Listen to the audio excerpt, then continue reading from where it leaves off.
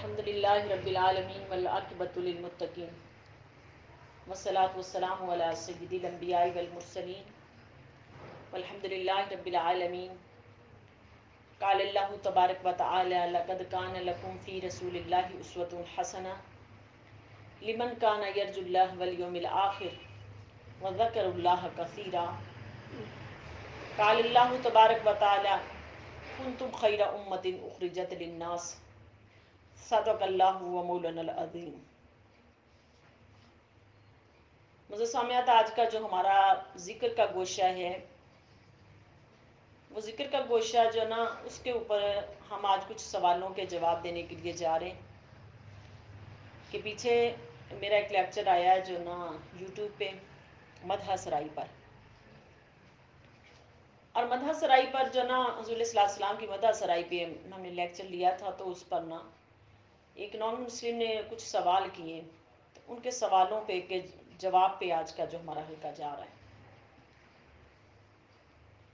تو ان کے کچھ سوال ہیں، اب ان کے سوالوں کے جو جواب جو نا اس کے اندر میں آپ کو جو نا ان کے ریفرنسز دے دیتی ہوں کہ پہلا سوال ان کا جو اس کی کوئی خاص سمجھ نہیں آئی کہ وہ کیا کہنا چاہ رہا تھا، کہ اس میں اس نے کہا کہ نبوت ملنے کے بعد محمد صلی اللہ علیہ وسلم جو نا کیوں سوسائڈ کرنا چاہ رہے تھے۔ اب دیکھو کہ حضور صلی اللہ علیہ وسلم کی زندگی کا جو بھی عمل ہے، جو بھی عمل کیا میرے اقل صلی اللہ علیہ وسلم نے زندگی کے اندر، اس کا جواب یہی ہے کہ اقل صلی اللہ علیہ وسلم کی زندگی کا ہر عمل اگر اس کے اندر کوئی خوبصورتی پائی گئی، جو نہ ہر عمل کے اندر خوبصورتی پائی گئی، تو اللہ رب العالمین نے اس عمل کو دیکھتے ہوئے قرآن مجید میں آپ کے اسوہ کی تعریف فرمائی اور کہا کہ لقد کان لکم فی رسول اللہ اسوۃ حسنہ۔ لوگوں کی زندگی کے اندر اگر کوئی بھی کسی مسئلے کا حل تم نے لینا ہے نا، میدان جہاد کے اندر جانا ہے، اپنے گھر کے اندر رہنا ہے، عائلی زندگی میں جانا ہے، تجارت کے لیے جانا ہے، کسی معاملے کے لیے جانا ہے، تو کیا کرنا ہے؟ میرے محبوب کی زندگی کو لے لو، ان کی زندگی کے اوپر فوکس کر لو، ان کی زندگی کو پڑھ لو، اور پڑھ کے پھر حضور صلی اللہ علیہ وسلم کی زندگی کو پڑھ کے پھر اس کے مطابق آپ زندگی جو نا بسر کرتے چلے جاؤ، آپ کو ایک بہترین نمونہ ملتا چلا جائے گا، بہترین نمونہ۔ تو دیکھو اس کا جواب تو اللہ رب العالمین نے قرآن مجید میں ہی دے دیا، کسی کو اس کے اوپر اٹیک کرنے کی یا اس طرح کے سوال کرنے کی ضرورت ہی نہیں ہے۔ اللہ پاک نے خود ہی جواب دے دیا، اور کیسے دے دیا کہ لقد کان لکم فی رسول اللہ اسوۃ حسنہ، کہ تمہارے لیے میرے محبوب کی زندگی بہترین اسوہ حسنہ ہے۔ کن کے لیے؟ یرجو اللہ والیوم الآخری۔ بات پہ ذرا غور کیجئے گا کہ جو اللہ اور آخرت کے دن پر ایمان رکھتا، وذکر اللہ کثیرا، اور اللہ کا ذکر کثرت سے کرتا ہوں۔ تو اب جو حضور صلی اللہ علیہ وسلم کے ان معاملات کے اوپر آ کے اٹیک کرتے ہیں، اس طرح کے سوال کرتے ہیں، تو دیکھو اللہ رب العالمین نے خود ہی حضور صلی اللہ علیہ وسلم کے اسوہ کی تعریف فرما دی اور اس کا جواب دے دیا قرآن مجید کے اندر کہ جو اللہ اور آخرت کے دن پر ایمان رکھتا ہے نا، وہ سمجھ لے کہ میرے محبوب کی زندگی بہترین اسوہ حسنہ ہے۔ اب دوسرا سوال اس کا یہ ہے کہ سوال کیا ہے کہ حضور صلی اللہ علیہ وسلم جو نا معاذ اللہ عورتوں کی خواہش کے پیش نظر آپ صلی اللہ علیہ وسلم نے نکاح فرمائے، نکاح کیے۔ اب یہ ظاہر سی بات ہے کہ ایک نان مسلم کا سوال ہے، نان مسلم کا سوال ہے، وہ جس طرح کی زبان کی جو نا تنگی کے ساتھ، زبان کی ترش روئی کے ساتھ جیسے بھی سوال کریں گے، ہم ان کا جواب اس طرح نہیں دیں گے بالکل بھی، اور وہ مت سمجھے کہ میں ایک عورت ہو کے اس کو اس طرح کا جواب دوں گی، کیونکہ اس نے جس طرح کا سوال کیے اور جس زبان میں سوال کیے، میں بالکل بھی اس طرح کا جواب نہیں دوں گی، کیونکہ ہم جس نبی کے پیروکار ہیں، ہمارے نبی نے ایک بہترین اسوہ حسنہ ہمیں دیا کہ آپ کی بارگاہ میں اگر کوئی غیر مسلم آتا تھا، آ کے جس طرح کی بھی زبان اختیار کرتا تھا، آپ علیہ الصلوۃ والسلام اس کا تحمل سے، برداشت سے، بردباری سے جواب دیتے تھے۔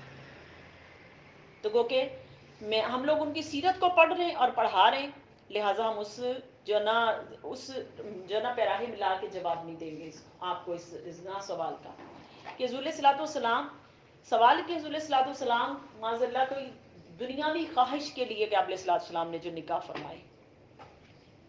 تو دیکھو اس کے سوال کا جواب کہ یہ جو خواہش عام دنیا کے جو مردوں اور عورتوں کے اندر جو خواہش اللہ رب العالمین نے رکھی ہے، مرد و زن کے اندر اللہ پاک نے جو انسان کے اندر جو خواہشات رکھی ہیں نفس کی اور جسم کی جو خواہشات ہیں، یہ خواہشات اللہ رب العالمین نے جو عام انسانوں کے اندر رکھی، حضور علیہ الصلوۃ والسلام کو ان خواہشوں سے بھی جو نا خواہشوں کے اوپر کنٹرول بھی دیا، کیونکہ نمونہ جو تھے ساری جو نا انسانیت کے لیے، ساری انسانیت کے لیے نمونہ تھے کہ اللہ رب العالمین نے خود کو اپنے لیے کیا کہا ہے کہ الحمدللہ رب العالمین، اور میرا محبوب کیا ہے وَمَا أَرْسَلْنَاكَ إِلَّا رَحْمَةً لِلْعَالَمِينَ، کہ میرا محبوب رحمت ہے کن کے لیے؟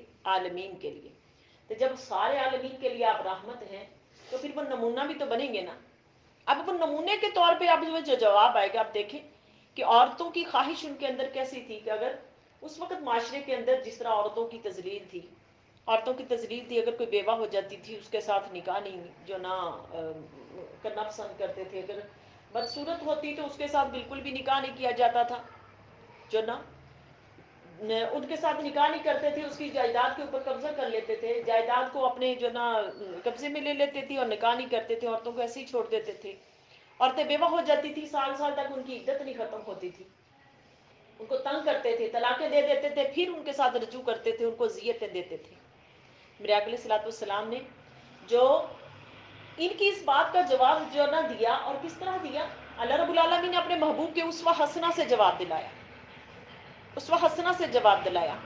اگر ان کی خواہش ہوتی جو نا عورتوں کے ساتھ نکاح کرنے کی، تو سب سے پہلا جو نکاح آقا علیہ السلام نے فرمایا، وہ سب سے پہلا نکاح کس طرح کا ہوا کہ وہ سب سے پہلا نکاح آقا علیہ السلام کا سیدہ خدیجہ الکبریٰ کے ساتھ ہوا۔ اور اس وقت آپ دیکھیں کہ آپ کی ایج کتنی، 25 سال ہے، 25 سال آپ کی ایج ہے، اور جو نا سیدہ خدیجہ الکبریٰ کی عمر 40 سال ہے۔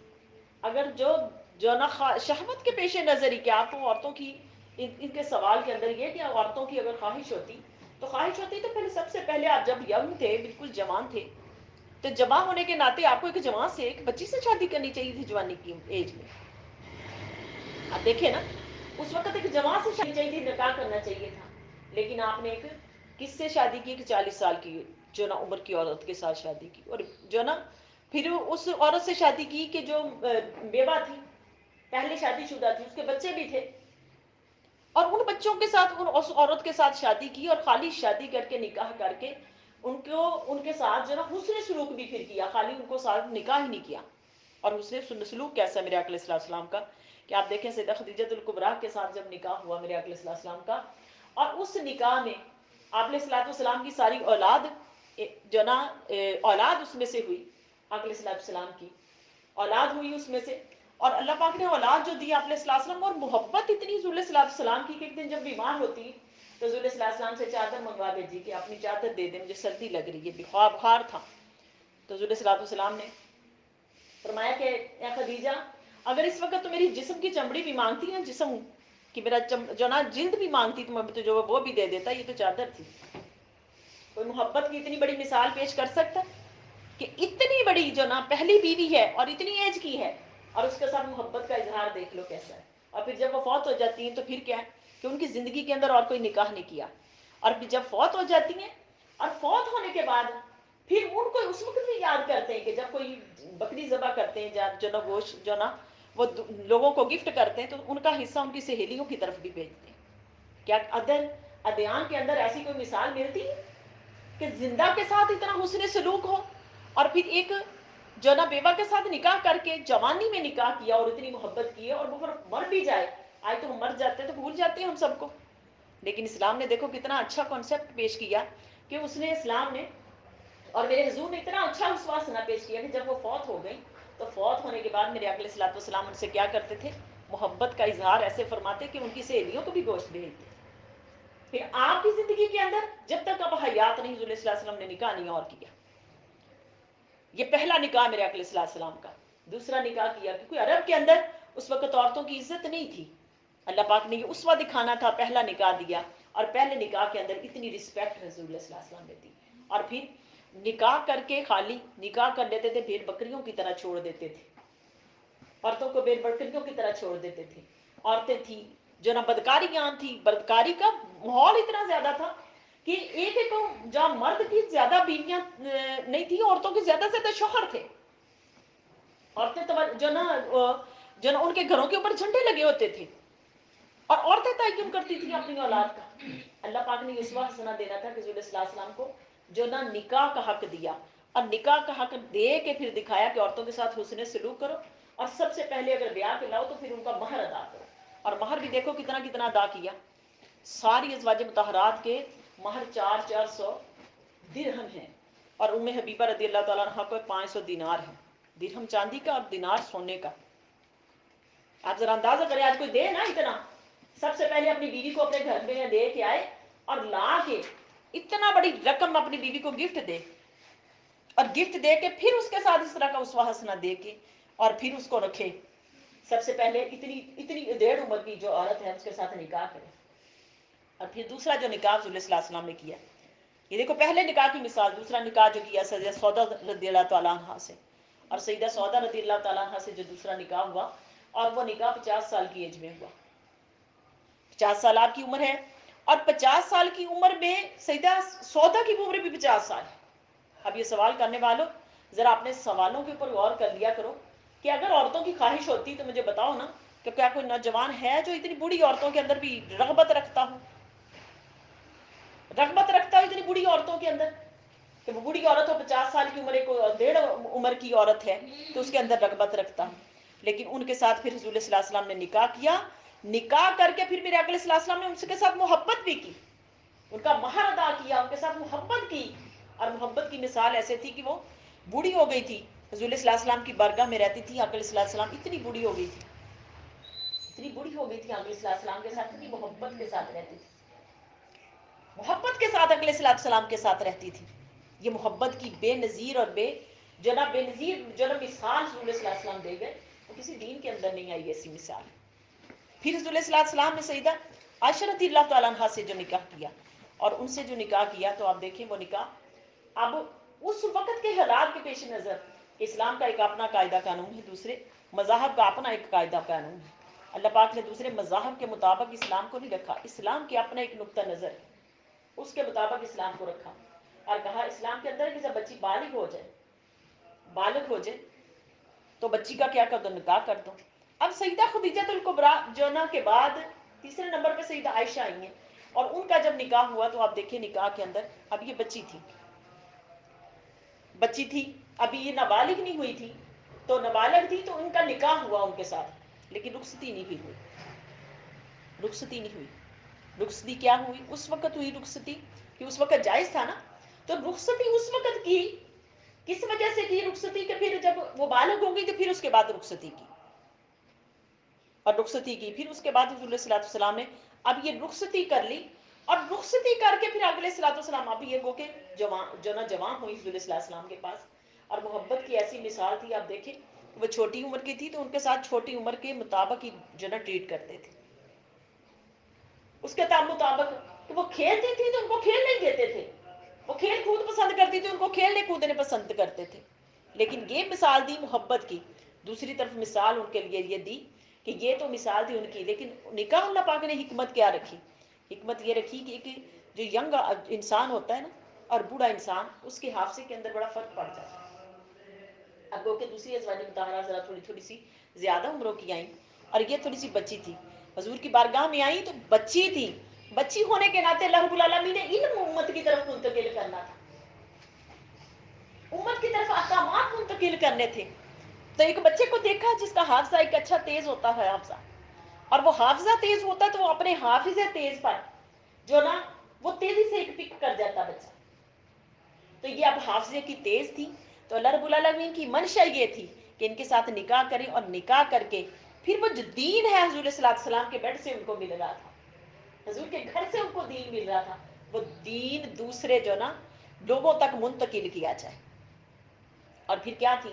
آپ صلی اللہ علیہ وسلم کی زوجہ وہ تھی کہ جنہوں نے سب سے زیادہ اسلام جو نا وہ پھیلایا، اور 800 صحابہ کرام کو آپ کے گھر سے جو نا علم ملا. یہ حدیث کتنی، اور یہ ساری آپ کے گھر سے ملی. یہ سیدہ عائشہ رضی اللہ تعالی عنہا کا مقام تھا. اور یہ اللہ پاک نے جو نکاح کرایا اس کے اندر حکمت یہ تھی کہ یہ چھوٹی تھی، یہ خواہش کے پیش نظر نہیں تھا، جو بھی عمل کرتے تھے اللہ رب العالمین کی منشا کے مطابق کرتے تھے. اب یہ نکاح ہوا، اور پھر نکاح کر کے اس کے بعد جتنے بھی نکاح ہوئے جتنے بھی نکاح ہوئے وہ آقا علیہ الصلوۃ والسلام نے سارے نکاح صرف اسلام کی طرف مائل کرنے کے لیے کیے، لوگوں کو، دوسرے قبائل کو اسلام کی طرف مائل کرنے کے لیے باقی نکاح کیے، جتنے بھی نکاح کیے. اور نکاح کر کے پھر جب ساری ازواج مطہرات کو ایک ہی فوت ہو گئی تھی نا، باقی کی تو باریاں اپنے کے گھر میں لگی تھی نا، آپ کے گھر میں تھی نا، وہ آپ کے پاس تھی. ہر روز کے مطابق رسول صلاۃ والسلام کی یہ سیرت تھی کہ ہر روز میرے آقا علیہ الصلوۃ والسلام باری کے حساب سے ہر ایک کے ساتھ ساتھ رہتے تھے. آج دیکھو جنہوں نے ہزار ہم ان کے اوپر اٹیک کسی کے اوپر نہیں کرنا چاہتے، کسی کے دین کے اوپر، کوئی بھی ادر ادیان ایسی اگر مثال لا کے اسلام جیسی دے سکتا ہے تو دے کے دکھائے، دے کے دکھائے. ایسی مثال اگر لا کے دے سکتے ہیں، ایسی مثال تو لا کے دے کے دکھائیں نا. ایسی مثال کہ اتنی بیویاں رکھی، اور پھر یہ نہیں ہے کہ پھر بس ایک کے ساتھ ہی زیادہ آپ کا گزر بسر ہے، نہیں. اگر بوڑھیاں ہیں تو ان کے ساتھ بھی جا کے اسی طرح رہ رہے. جن کے بچے تھے ان کے بچوں کی کفالت بھی کر رہے تھے میرے حضور علیہ الصلوۃ والسلام.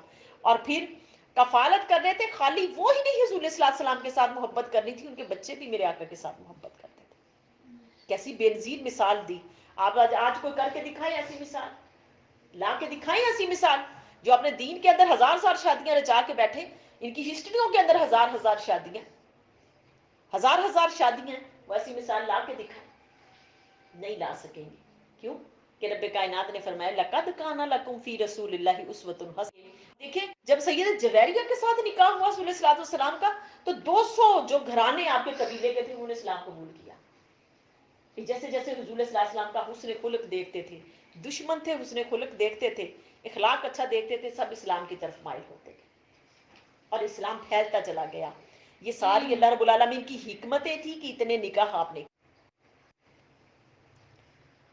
یہ اللہ رب العالمین کی حکمتیں تھی اتنی ساری کہ اللہ رب العالمین نے اتنے سارے نکاح جو نہ کروائے آپ علیہ السلام سے. یہ ساری حکمتوں کے پیش نظر نکاح ہوئے. پھر آپ علیہ السلام کی شان کریمی اگلی دیکھ لیں. اب یہ سوال کرتے ہیں اس کے اندر کہ حکمتی، اور پھر دیکھو آپ کی حکمتوں کے اندر کیسی محبت کی بے نظیر مثال دیکھیں کہ جب نکاح کیے اور نکاحوں کے اندر آپ کے اس قدر الفت اور محبت ہے کہ ساری ازواج مطہرات کا دن کو بھی جا کے خیال کرتے اور راتوں کو بھی آپ کا خیال کرتے. دن کو بھی غافل نہیں ہے ان کی محبت سے اور رات کو بھی غافل نہیں ہے. کیوں؟ کس وقت یہ نکاح کیے تھے؟ اس ماحول میں نکاح کیے جس ماحول میں عورت کو عزت نہیں دی جاتی تھی. عزت نہیں دی جاتی تھی. آج بھی معاشروں کے اندر دیکھ لیں، ادر ادیان کے اندر دیکھ لیں کہ عورتوں کو اتنی عزت دے رہے مرد؟ نہیں. جتنی عزت ہمیں حضور صلی اللہ علیہ وسلم نے خود بھی عورتوں کو دے کے دکھائی، اور ان کے غلام اپنی عورتوں کو گھروں کے اندر عزت دے رہے، عزت دے رہے. وہ کوئی بھی دوسرے ادیان اتنی عزت نہیں دے سکتے جتنی اسلام نے عورتوں کو عزت دے دی. اسلام نے عورتوں کو عزت دی. اور پھر دیکھیں اب یہ سوال اس کا کہ حضور صلی اللہ علیہ وسلم کی جو نا 11 بیویاں تھیں تو بچے ایک میں سے. تو بھئی سوال کرنے والے پہلے سب سے پہلے اسلام کو سٹڈی کریں، اچھی طریقے سے آپ سٹڈی کریں. آپ کی تو سٹڈی کے اندر جو ہے نا وہ نقص آ رہا ہے اس کے اندر. اور آپ یہ سٹڈی کر رہے ہیں کہ آپ کی جو نا حضور صلی اللہ علیہ وسلم کا نکاح جو نا بیویاں 11 ہے اور بچے جو ایک کے اندر سے ہیں. تو سب سے پہلے آپ، میرا مشورہ تو آپ کو یہی ہے کہ آپ اسلام کو نا سٹڈی کریں پہلے، اور حضور صلی اللہ علیہ وسلم کی جو نا سیرت کو سٹڈی کریں. حضور صلی اللہ علیہ وسلم کی 2 ازواج میں سے اولاد ہے 2 ازواج میں سے، ایک سیدہ خدیجہ الکبریٰ سے اور ایک بیٹا جو نا سیدہ ماریہ قبطیہ رضی اللہ تعالیٰ عنہا سے. دو میں سے جو نا اولاد تھی. اب یہ دیکھو اولاد دینا نہ دینا یہ رب کائنات کا، اگر اللہ کو ماننے والے ہو تو پھر اولاد دینا نہ دینا یہ رب کی مرضی ہے، منشا ہے. میرا رب نے قرآن مجید میں ارشاد فرما دیا. ہم تو اپنی کتاب میں سے اللہ کا حکم ہی بیان کرتے ہیں کہ میرا رب کہتے ہیں، میرے رب فرماتے ہیں کہ جس کو چاہتا ہوں بیٹے دے دیتا ہوں، جس کو چاہتا ہوں بیٹیاں دے دیتا ہوں، جس کو چاہتا ہوں دونوں ہی نہیں دیتا، دونوں ہی نہیں دیتا. تو یہ رب کائنات کی شان ہے، شان ہے رب کائنات کی. یعنی کہ اس طرح کے سوال تو مشرکین بھی حضور صلی اللہ علیہ وسلم سے کرتے تھے. پہلے انبیاء علیہ السلام سے بھی سوال کیے گئے. آپ قرآن کو پڑھو کہ نمرود کے دربار میں جب ابراہیم علیہ السلام گئے، اللہ کا پیغام پہنچایا، تو اس وقت اس نے کیا کہا؟ تیرا رب کیا کرتا ہے؟ آپ نے فرمایا میرا رب زندہ کرتا ہے، موت دیتا ہے. اس نے کہا اور کیا کرتا ہے؟ میرا رب سورج کو مشرق سے نکالتا ہے، مشرق سے نکالتا ہے. اس نے کہا زندگی موت تو میں بھی دیکھ سکتا. آپ نے فرمایا کہ تو اگر زندگی موت دے سکتا تو پھر سورج کو مغرب سے نکال کے دکھا دے. اس پہ شرمندہ ہو گیا. یعنی کہ رب کی حکمتوں کو نہیں وہ لوگ جانتے تھے. آج اس طرح کے سوال کرتے تو میرے رب کائنات نے ان سارے سوالوں کا جواب قرآن مجید میں دے دیا اور دے کے کہا کہ میں جس کو چاہوں بیٹے دے دوں, جس کو چاہوں بیٹیاں دے دوں. اب جن ازواج سے بچے نہیں ہوئے, اللہ رب العالمین چاہتے تو باقیوں میں سے بھی دے سکتے تھے, مگر کیوں نہیں دیے؟ اس کے اندر اس کی حکمتیں تھی کہ اس نے بیٹیوں کو زندہ رکھا, بیٹوں کو اپنے پاس بلا لیا. کیوں بلا لیا؟ کہ پہلے انبیاء علیہ الصلوۃ والسلام کی میراث بیٹوں کی طرف سے آنی تھی. اب حضور صلی اللہ علیہ وسلم کو کہ خاتم النبیین تھے, نبیوں کا سلسلہ منقطع ہو گیا آپ پہ آ کے, نبیوں کا سلسلہ منقطع ہو گیا انبیاء علیہ السلام کا, تو آپ کے بعد گو کہ نبی نہیں تھا کوئی. اس لیے رب کائنات کی منشا یہ تھی کہ آپ کے بیٹوں کو جو نا اپنی بارگاہ میں بلا لیا. تو اللہ رب العالمین نے آپ کے بیٹوں کو اپنی بارگاہ میں بلا لیا اور بلا لیا. اب جن ازواج کو بچے نہیں دیے یہ میرے رب کی منشا ہے, اس کے اوپر کسی کو اٹیک کرنے کی ضرورت نہیں ہے اور اس کے اوپر اس طرح کے سوال کرنے کی ضرورت نہیں. وہ اپنے دماغ کے خلل کو درست کریں, اس طرح کے سوال نہ کریں کسی کو تنگ کرنے کے لیے. اور پھر یہ کہتے ہیں کہ حضور صلی اللہ علیہ وسلم نے ایک چھوٹی بچی سے نکاح کیا. اب دیکھو ان کو تو میرا مشورہ یہی ہے کہ جو اس طرح کے سوال کرتے ہیں ان کو تو ایک جو نا مشورہ میرا یہی ہے کہ میرے حضور نے 11 نکاح کیے نا, 11 عورتوں کو 10 جو نا ایک فوت ہو گئی تھی, باقیوں کو بیک وقت رکھا آپ نے اپنے پاس. ان سے مشورہ یہی ہے کہ آپ ایسا کریں کہ میرے حضور کی سیرت کو پکڑ کے اس طرح کی ایجوں کو لے کے آپ 11 نکاح کر لیں اور 11 نکاح کر کے 11 دن ہی اس طرح عورتوں کو اپنے ساتھ رکھیں اور رکھیں, اور پھر دنوں کو بھی ان کا اسی طرح دھیان رکھیں جیسے میرے حضور نے رکھا تھا, اور راتوں کو بھی اس طرح دھیان رکھیں جیسے میرے حضور نے رکھا تھا. صرف 11 دن, میں زیادہ نہیں کہوں گی, صرف 11 دن. 11 ازواج تھی, 11 ازواج کو اپنے ساتھ رکھیں اور جس طرح میرے حضور صلی اللہ علیہ وسلم نے محبت کی اس طرح محبت کر کے دکھائیں. جس طرح میرے حضور نے ان کے نان نفقے دیے دے کے دکھائیں. جس طرح میرے حضور صلی اللہ علیہ وسلم نے ان کو عزت دی اس طرح عزت دے کے دکھائیں. جیسے احساس کیا اس طرح احساس کر کے دکھائیں, اس طرح احساس کر کے دکھائیں. یہ ساری چیزیں اگر آپ اتنی عورتوں کے اندر بیک وقت 11 دنوں میں ڈلیور کر کے کر سکتے ہو تو میں آپ کو مان جاؤں گی کہ آپ اس طرح کے سوال کرتے ہیں. آپ اس طرح کے سوال کرتے ہیں تو اور کر بھی نہیں سکو گے, نہیں کر سکو گے, نہ کر سکے ہو نہ کر سکو گے, نہیں کر سکو گے. یہ میرے آقا کی شان ہی تھی, یہ میرے آقا کی شان ہی تھی کہ وہی اتنا کچھ کر گئے. ہم کبھی بھی ایسا نہیں کر سکتے اور تم بھی ایسا نہیں کر سکتے. بس میرا مشورہ یہ ہے کہ اس کے اوپر کہ 11 دن کے لیے آپ 11 بیویاں کرو اور ان کے نان نفقے دو اور ان کا خیال کر کے رکھ کے دکھا دو اور پھر بتانا کہ میرے حضور جیسا خلق لا سکے ہو کوئی ایک دن بھی؟ نہیں لا سکے. نہ تم لا سکے ہو نہ لا سکو گے, کبھی نہیں لا سکو گے تم ایسا خلق, کیونکہ انہوں نے عورتوں کو عزت دے کے دکھائی, عورتوں کو عزت دے کے دکھائی. یہ میرے حضور کی شان تھی کہ عورتوں کو عزت دے کے دکھائی, اور تم کبھی بھی اتنی عزت عورتوں کو نہیں دے سکتے. باقی ادیان جیسے بھی چاہ لیں عورتوں کو کبھی اتنی عزت نہیں دے سکتے. کیوں؟ ان کی معاشروں میں ان کی گھٹیوں کے اندر اتنی عزت دینا نہیں عورتوں کو, عورتوں کو اتنی عزت دینا ہی نہیں ہے جتنی اسلام نے عورت کو عزت دے دی اور عزت دے دی. یہ میرے حضور کی شان تھی. اور پھر اگلی شان دیکھ لیں کہ آقا علیہ السلام کی, اب یہ سوال کرتا ہے اس کے اندر, اس کا سوال اگلا آیا اور وہ کہہ رہے ہیں اس کے اندر کہ جنا حضور آپ کے اسلام نے, آپ کے رب نے آپ کو ناقص العقل کہا ہے, تو کیا اس میں آپ کی بےزتی نہیں ہے؟ بےزتی نہیں ہے. بھئی بات یہ ہے کہ آپ نے ہمارے اسلام کو پڑھا کتنا؟ میرا تو پھر آپ سے مشورہ یہی ہے کہ آپ نے ہمارے اسلام کو پڑھا کتنا ہے, اور پڑھا ہے نا اگر, اور پڑھ کے پھر اس کے اوپر عمل کتنا کیا, پڑھا اس کے اوپر عمل کتنا کیا ہے. بھئی دیکھو جس حدیث کا ریفرنس آپ پیش کر رہے ہو اس حدیث پاک میں جو نا اس حدیث پاک کا مفہوم کیا ہے؟ مفہوم کیا ہے کہ اس حدیث پاک کا مفہوم یہ ہے کہ عورت جو ناقص العقل ہے, ناقص عقل ہونے کا حضور صلی اللہ علیہ وسلم کی نے نا جو حدیث پاک جو بیان فرمائی اس کے اندر یہ کہ صحابیات سے پوچھا گیا, سوال کیا گیا کہ تم ناقص العقل ہو, ناقص الدین ہو, ناقص الدین ہو, ناقص دین ہو. انہوں نے کہا یا رسول اللہ علیہ وسلم وہ کیسے؟ آپ علیہ السلام نے فرمایا کہ وہ اس طرح کہ ناقص العقل کیسی ہو کہ تمہاری یادی گواہی. عورتیں ہیں نا, عورتیں ہیں, عورتوں کی شہادت, اللہ پاک نے عورت کا نظام اس طرح کا بنایا. اللہ نے مرد کا نظام جو بنایا، مرد کے نظام کے اندر اللہ رب العالمین کو اس کو سربراہ بنایا، اللہ پاک نے سربراہ بنایا، سارے جو نا معاملات اس کی طرف منسوب کیے کہ کمانا، گھر کی ذمہ داریاں، باقی معاملات، اللہ پاک نے اس کو افسر بنایا، اس کو اللہ پاک نے اتنا بڑا منصب عطا فرمایا. تو اس منصب کے پیش نظر اللہ رب العالمین نے اس کی ذمہ داریاں بھی زیادہ رکھی. اب گو کہ عورت کمزور تھی، اللہ نے اس کو کمزور صنف پیدا کی ہے، تو اللہ رب العالمین نے اس کمزور صنف کی صفت یہ رکھی کہ اس کے ہر معاملے کے اندر اللہ پاک نے کمزوری رکھی ہے. کمزوری کس طرح رکھی کہ جب اس کی پیدائش ہوئی ہے تو پیدائش کے اندر اللہ جو نا یہ جو مرد جو ہے، مرد کے جو نا ہڈیاں جو ہے نا وہ زیادہ مضبوط ہیں، اس کے پٹھے، اس کے مسلز وہ زیادہ مضبوط ہیں، اس کے جو باقی معاملات وہ زیادہ ہیں بنسبت عورت کے، کہ عورت کے اتنے نہیں ہیں، مرد کے زیادہ رکھے، عورت کے اتنے نہیں. وہ کیوں کہ رب کائنات کی شان ہے کہ اللہ پاک نے مرد عورت کی جو نا تخلیق کے اندر فرق رکھا. جب ماں بچے کو دودھ پلاتی ہے اس کے اندر بھی اللہ پاک نے فرق رکھا اس کے اندر کہ بچے کو جب دودھ پلاتی تو بچے کو دودھ کے اندر جو طاقت پرووائڈ کی جاتی ہے وہ 2 گنا کی جاتی، عورت کو 1 گنا کی جاتی. اللہ پاک نے پیدائشی طور پہ عورت کو آدھا حصہ دیا. کیوں؟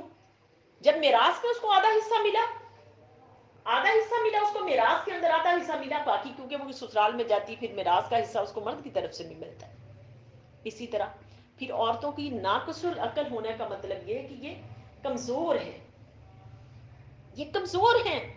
کمزوری کے ناطے اللہ پاک نے ان کی کمزوری کو اس کے اندر بیان کیا عورتوں کی کہ یہ کمزور ہیں. کمزور ہونے کے ناطے یہ بھول جاتی ہیں، ان کو نسیان ہو جاتا ہے، یہ بھول جاتی ہیں.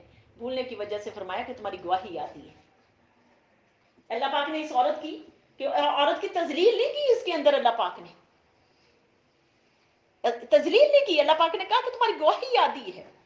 اور پھر فرمایا کہ ناقص الدین ہونے کے لیے رسول اللہ علیہ وسلم نے کہا، میرے آقا کیا عورت کی بے عزتی کرنا چاہتے تھے؟ کہ عورت کو بے عزت کرنا چاہتے تھے؟ نو، کبھی ایسا نہیں میرے حضور کرنے دے. جنہوں نے خود عورتوں کو اتنی عزت دی وہ کیسے دے سکتے تھے؟ کیسے کر سکتے تھے ایسا؟ فرمایا کہ تمہارے دین کی کمی یہ ہے کہ تمہارے دین کے اندر یہ نقص ہے کہ تمہیں ماہانہ جو نا ماہانہ پیریڈ تمہارے ہوتا ہے، اس کے اندر تمہارے روزے چلے جاتے ہیں، تمہارا نماز چلی جاتی ہے، خصوصاً کے اندر تمہاری نماز اور روزے رک جاتے ہیں. تو تمہارا مردوں کے مقابلے میں تمہاری نمازیں اور روزے کم ہو گئے نا. فرمائی یہ تمہارے ناقص العقل اور ناقص الدین ہونے کی علامت ہے. دیکھو سمجھایا کتنے جو نا اچھے طریقے سے. آج اگر کوئی جو یہ سمجھتا ہے کہ اسلام نے ہمیں ناقص العقل کہا ہے، ہماری بےزتی کی ہے، تو پہلے آپ اپنے اسلام کو اچھی طرح اسٹڈی کریں. کسی مسلمان جو نا اچھے اہل اللہ کے پاس جا کے بیٹھیں اور جا کے دین کو پڑھیں سمجھے اور پھر آ کے کسی دوسرے سے سوال ایسے کریں. اور دوسرا جواب یہ ہے کہ ہماری تو تعریف رب کائنات نے قرآن مجید میں کی ہے. اللہ پاک نے ہماری قرآن مجید میں تعریف کی ہے، اور قرآن مجید میں اللہ رب العالمین نے کیسی ہماری تعریف کی. جہاں مردوں کی اللہ پاک نے تعریف کی وہاں ہماری بھی ساتھ ہی تعریف کی، اور مسلمان مردوں کی. فرمایا ان المسلمین والمسلمات والمؤمنین والمؤمنات والقانتین والقانتات والقانتین والقانتات والصادقین والصادقات والصابرین والصابرات والخاشعین والخاشعات والمتصدقین والمتصدقات والصائمین والصائمات والحافظین فروجهم والحافظات والذاکرین اللہ کثیرا والذاکرات اعد لهم مغفرۃ واجرا عظیما. اللہ رب العالمین نے دیکھو اتنی خصلتیں مسلمان عورت کی بیان فرمائی، اور بیان کر کے اگر آپ کو اردو میں سمجھ آ جاتی ہے تو میں آپ کو جو نا اردو کا ترجمہ بھی بتا دیتی ہوں کہ اللہ رب العالمین نے کتنی عورتوں کی تعریف کی، مسلمان عورتوں کی کتنی عورتوں کی تعریف کی اور کتنی تعریف کی. فرمایا کہ تم مسلمان عورتوں، تم مسلمان ہو، مومن ہو، مسلمان ہو، قانتات کے اس کی فرما بردار ہو، میری فرما بردار ہو. پھر فرمایا کہ تم صدقہ کرنے والیاں ہو، کہ اپنے مال کو اللہ کی بارگاہ میں اپنے بہن بھائیوں پہ، عزیز و قربا پہ خرچ کرنے والیاں ہو.